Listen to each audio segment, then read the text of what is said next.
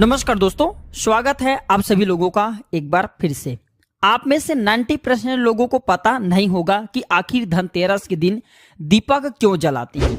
आप में से अधिकतर लोग बोलेंगे कि माँ लक्ष्मी को प्रसन्न करने के लिए दीपक जलाते हैं। ये बात कुछ हद तक ठीक है, लेकिन इसके अलावा कुछ बड़ी कारण हैं जिसके चलते हम जो है धनतेरस के दिन दीपक जलाते हैं। इसके दिन आखिर दीपक क्यों जलाते हैं इस वीडियो में जानते हैं। साथ ही साथ मैं आप लोगों को एक ऐसा गुप्त जगह में दीपक जलाने की बात बताऊंगा जिस जगह में अगर आप 5 दिन तक दीपक जला लेते हैं तो साक्षात माँ लक्ष्मी आपके घर में आ जाते हैं। ना चाहते हुए भी आपके सेवा भाव को देख करके माँ लक्ष्मी को अगर उस जगह में 5 दिन दीपक जला दे तो आना पड़ता है। आपके कंगाली, आपके गरीबी, आपके जीवन में चल रही परेशानी, कष्ट एवं कोर्ट कचहरी का मामला चल उसे भी दूर करना पड़ता है। वीडियो ध्यान से देखना, तब आपको समझ में आएंगे। देखिए, देश के अधिकांश भागों में यम के नाम पर दीपक दान, दीपदान करने की परंपरा है।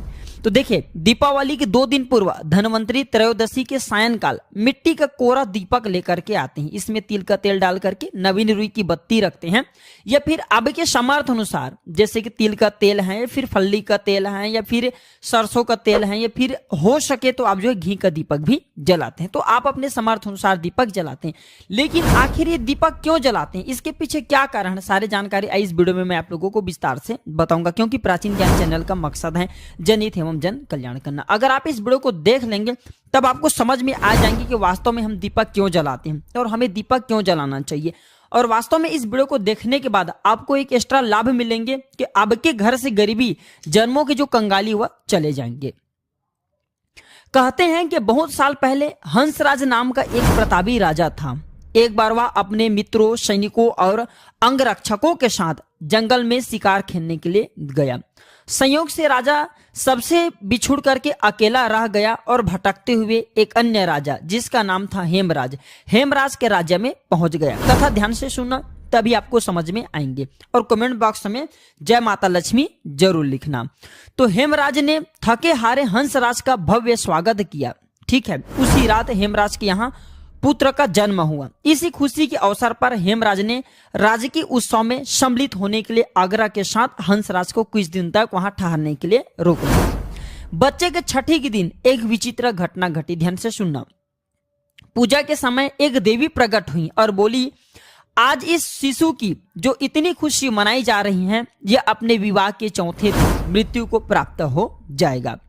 इस भविष्यवाणी से सारे राज्य में शोक छा गया। हेमराज और उसके परिजनों पर ऐसा समझो कि वज्रपात हो गया, पहाड़ के समान जैसे दुख आ गया। सबके सब स्तंभित रह गया, चुप रह गए। इस शोक के समय हंसराज ने राजा हेमराज और उसके परिवार को बिल्कुल आश्वासन दिलाया और विचलित न होने का आश्वासन दिलाया और बोला कि इस बालक की रक्षा मैं करूंगा। संसार की कोई भी शक्ति इसका बाल बांका नहीं कर सकेगी, इसकी रक्षा मैं स्वयं करूंगा। ध्यान से सुनना।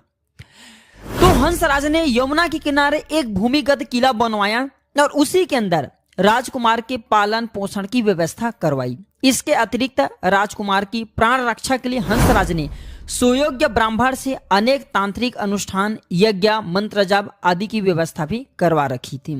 धीरे धीरे राजकुमार युवा हुआ। उसकी सुंदरता एवं तेज थे उनकी चर्चा सभी तरफ बिल्कुल ही संसार में फैलने लगी। राजा हंसराज के कहने पर हेमराज ने राजकुमार का विवाह भी करवा दिया। जिस राजकुमारी से युवराज का विवाह हुआ था वह साक्षात लक्ष्मी लगती थी। ऐसे सुंदर वर वधु की जोड़ी जीवन में किसी ने नहीं देखी थी। विधि का विधान, विवाह के ठीक चौथे दिन यम के दूत राजकुमार के प्राण हरने के लिए आ पहुंचे। कथा ध्यान से सुनना दर्शकों। अब अभी राज्य में मांगलिक समारोह ही चल रहा था कि राज परिवार और प्रजाजन खुशियां मनाने में मग्न थे कि राजकुमार और राजकुमारी की छवि देख करके यमदूत भी वहां पे आए और विचलित हो उठे। किंतु राजकुमार के प्राण हरण का अंतिम कार्य उन्हें करना ही पड़ा। यमदूत जिस समय राजकुमार के प्राण लेकर चले उस समय ऐसा हालाहाल मच गया, हाहाकार मच गया, दारुण होने लगा। ऐसे दृश्य वहां पे उत्पन्न हुआ जिससे द्रवित होकर के यमराज के 2 दूत हैं वो भी रोने लगे। इस घटना के कुछ समय पश्चात एक दिन यमराज ने प्रसन्न मुद्रा में अपने यमदूतों से पूछा, दूतों तुम सब अनंत काल से पृथ्वी के जीवों का प्राण हरण करते आ रहे हो, क्या तुम्हें कभी किसी जीव पर दया आई है और मन में यह विचार उठाएं कि इसे छोड़ देना चाहिए। ध्यान से सुनना। तो दर्शकों, यम के दूत एक दूसरे का मुंह देखने लगे और यमराज ने उनके संकोच को भांपकर उन्हें उत्साहित किया, झिझको मत, अगर ऐसा प्रसंग आया है तो निर्भर होकर के हे यमदूतों बताओ। इस पर एक दूत ने सिर झुकाकर के निवेदन किया यमराज से। मृत्यु के देवता यमराज से बोले कि ऐसे प्रसंग तो कम ही आते हैं स्वामी, किंतु एक घटना अवश्य हुई है जिसकी स्मृति मुझे आज भी विचलित कर देती है। यह कहते हुए जो यम के दूत थे उन्होंने हेमराज के पुत्र के प्राण हरण की संपूर्ण घटना यमराज को बताई। इस दुखद प्रसंग से यमराज भी विचलित हो उठे और इस लक्ष्य करके, ध्यान से सुनना, इसके लक्ष्य करके दूत बोला कि नाथ ध्यान से सुनना, क्या कोई ऐसा उपाय नहीं जिस उपाय से अकाल मृत्यु से प्राणियों को छुटकारा मिल जाए और मृत्यु की देवता यमराज जो प्राण हरते हैं इनसे बच सके। तो इस पर यमराज ने कहा, जीवन और मृत्यु ये सृष्टि का अटल नियम है तथा इसे बदला नहीं जा सकता। किंतु यमराज ने कहा कि धनतेरस को पूरे दिन का व्रत और यमुना में स्नान कर धनवंतरी और यम का पूजन दर्शन काल मृत्यु से बचाव कर सकता है। लेकिन यदि ये संभव न हो तो भी संध्या के समय घर के प्रवेश द्वार पर यम के नाम का एक दीपक, ध्यान से सुनना, यम के नाम का एक दीपक प्रज्वलित जरूर करना चाहिए। इसे आकस्मिक मृत्यु और रोग से मुक्ति प्राप्त किया जा सकता है। स्वयं यमराज ने बताया कि अगर कोई भी व्यक्ति, ध्यान से सुनना, अगर कोई भी व्यक्ति अगर धनतेरस के दिन यम के नाम से दीप जलाएं तो बिल्कुल ही कैसा भी अब के जीवन में अकाल मृत्यु आने वाला हो, बुरा समय आने वाला हो या फिर किसी के काल सर्प दोष जीवन में चल रहे हैं, वह दोष समाप्त हो जाते हैं। इसके पश्चात धनतेरस के दिन हो सके तो धनवंतरी जी के लिए प्रवेश द्वार पर यम के लिए और माता लक्ष्मी के स्वागत के लिए बिल्कुल ही दीपक जलाना चाहिए। यह भी कहा जाता है, शास्त्रों में लिखे हैं कि पितरों के निमित्त हेतु अगर शमशान में इस दिन दीपदान किया जाए, दक्षिण दिशा की तरफ अगर पितरों के निमित्त हेतु इस दिन दीपदान किया जाए तो आपके पितर अगर यमलोक में किसी कारणवश भटक रहे हैं, उनकी आत्मा अगर मोक्ष नहीं पाए हैं, तो दीपदान करने से उनके आत्मा को मोक्ष की प्राप्ति होती है, उन्हें प्रकाश की प्राप्ति होता है। और सभी पवित्र हिस्से में जैसे कि लक्ष्मी स्थान है, धन स्थान है, व्यापार स्थान है और वाहन स्थान कहे गए हैं, बहुत सारे हमारे घरों में स्थान होते हैं, तो सभी स्थान में इस दिन पवित्र दीपक जरूर जलाना चाहिए। माँ लक्ष्मी का इस दिन वरदान भी, एक कथा के अनुसार माता लक्ष्मी ने स्वयं कही है कि जिस घर में धनतेरस के दिन, कल की मैं कथा में बताया था, आप सभी दर्शकों को जरूर पता होगा, जिस घर में अगर धनतेरस के दिन 13 दीपक जलाते हैं, 13 दीपक ही आपको जलाना है। धनतेरस के दिन 13 दीपक जलाते हैं तो ऐसे घर में मैं मजबूर होकर के स्वयं साल भर निवास करती हूं और ऐसे घर को धन दौलत से परिपूर्ण बना देती हूं। और अगर वह व्यक्ति फिर आने वाले धनतेरस के दिन 13 दीपक जला दें तो मैं फिर उसके घर में रह जाती हूं। अर्थात अगर आप आजीवन माँ लक्ष्मी को प्रसन्न करना चाहते हैं, आप चाहते हैं कि माँ लक्ष्मी आपके घर से ना जाए, आपके घर में धन दौलत सुख संपत्ति एवं यश कीर्ति की प्राप्ति हो, तो आप अपने घर में धनतेरस के दिन दीपक जरूर जलाएं। चाहे आप सनातन धर्म से जुड़े हो, चाहे आप सनातन धर्म को नहीं मानते हो, एक बार यह कार्य करके जरूर देखना, आपके घर धन दौलत से जगमगा उठेंगे। माँ लक्ष्मी की कृपा से आपके घर में धन दौलत आएंगे।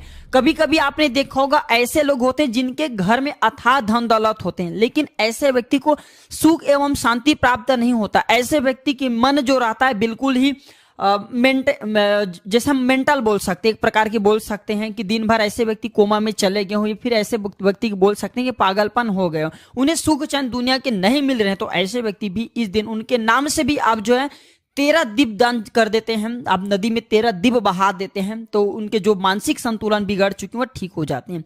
और हो सके तो इस दिन धनतेरस के दिन हमारे धर्मशास्त्रों में लिखे हैं, अगर कोई भी व्यक्ति धनतेरस के दिन पीपल के वृक्ष, गुलर के वृक्ष और बेल के वृक्ष, ये जो 3 मैं वृक्ष बता रहा हूं, इसे देव वृक्ष बोला जाता है। तो एक बात का थोड़ा विशेष ध्यान रखें, क्योंकि इस साल 23 अक्टूबर को क्या है, रविवार का दिन पड़ रहे हैं। तो अब जो है पीपल के नीचे में दीपक मत जलाइए, लेकिन अब जो है गुलर पेड़ के नीचे में या फिर अब जो है बेल के वृक्ष के नीचे में दीपक जरूर जलाए। हमारे धर्मशास्त्रों में लिखे हैं जो व्यक्ति बेल के नीचे में संध्या काल में दीपक जलाते हैं धनतेरस से लेकर के आपको भाई दूज तक 5 दिन जलाना होता है। 5 दिन नहीं आपके सामर्थ्य नहीं है तो आप जो है 3 दिन जरूर जलाइए। अगर कोई व्यक्ति शाम के समय में 3 दिन अगर बेल वृक्ष के नीचे में 13, 14 और अमावस्या अर्थात दीपावली, तो 3 दिन अगर दीपक जला लेते हैं तो माँ लक्ष्मी ने स्वयं क्या, क्योंकि जड़ में समस्त तीर्थ निवास करते हैं बेल के,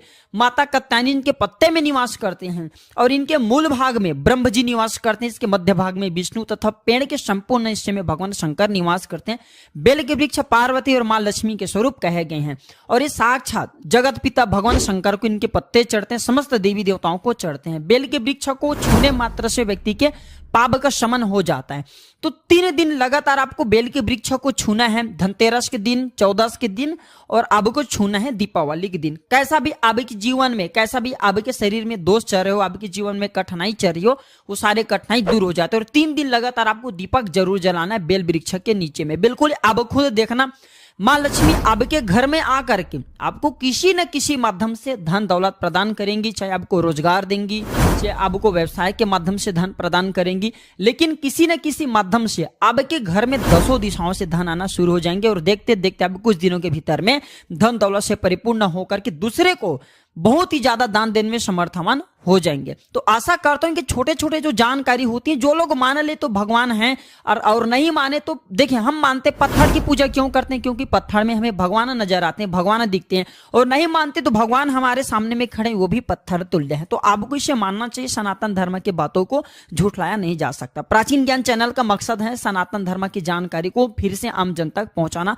हम कठिन परिश्रम करें, कठिन मेहनत करें, आप सभी तक इस प्रकार की अच्छी अच्छी जानकारी को पहुंचाना। तो आज की जानकारी कैसा लगे हमें कमेंट सेक्शन में जरूर बताइएगा और इस वीडियो को अपने दोस्तों यारों में आगे जरूर शेयर करिएगा ताकि उन्हें भी यह जानकारी प्राप्त हो। आपके एक शेयर किसी की जिंदगी को बर्बाद होने से बचा सकते हैं। किसी के लिए यह छोटे से वीडियो मंगलमय साबित हो सकते हैं, कल्याणकारी साबित हो सकते हैं। जनहित एवं जन कल्याण के लिए सभी दर्शकों से हाथ जोड़ के निवेदन करना चाहूंगा, इस वीडियो को आगे जरूर शेयर करिएगा। आज की जानकारी पर समाप्त करता हूं। धन्यवाद, नमस्कार, जय मां लक्ष्मी, हैप्पी दीपावली।